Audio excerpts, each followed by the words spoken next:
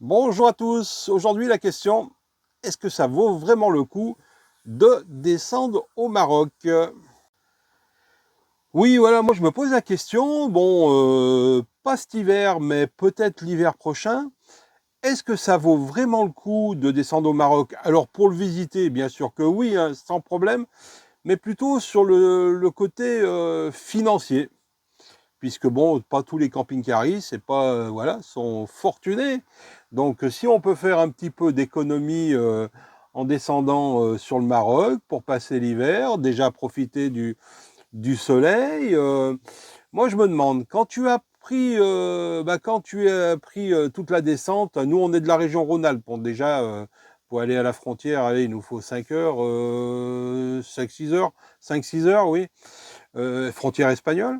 Après, il faut traverser toute l'Espagne, traverser avec le bateau. Donc, quand tu mets le prix du gasoil, le prix du bateau, là-bas, je connais pas. Hein, justement, la question, c'est que vous puissiez me répondre un petit peu. Là-bas, tu restes minimum 3 mois. Tu peux renouveler pour 3 autres mois. Mais bon, déjà 3 mois, j'estime que pour un début, c'est pas mal. Donc, en camping, je pense que le mieux, c'est en camping. Est-ce que ça vaut vraiment le coup?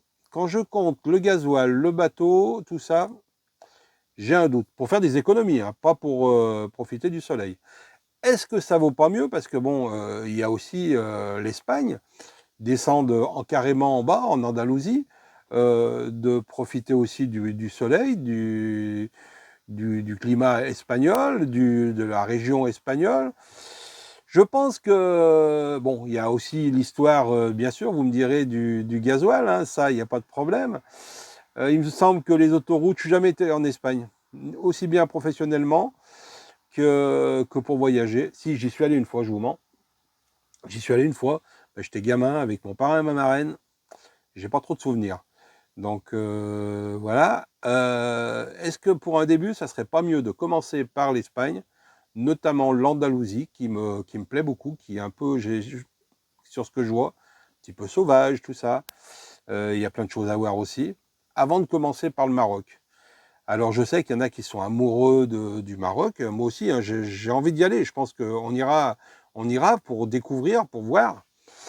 Mais moi, le sujet d'aujourd'hui, la question, c'est est-ce que ça vaut vraiment le coup financièrement? Alors vous qui allez régulièrement, vous, ceux qui vont régulièrement au Maroc, si vous pouvez des fois me répondre, est-ce que vous arrivez à faire des économies? Alors bien sûr, nous on habite en Rhône-Alpes, dans l'avant-pays savoyard, alors c'est quand même en bas, on n'a pas de neige, hein.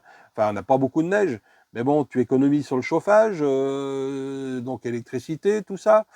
Est-ce qu'on fait vraiment des économies?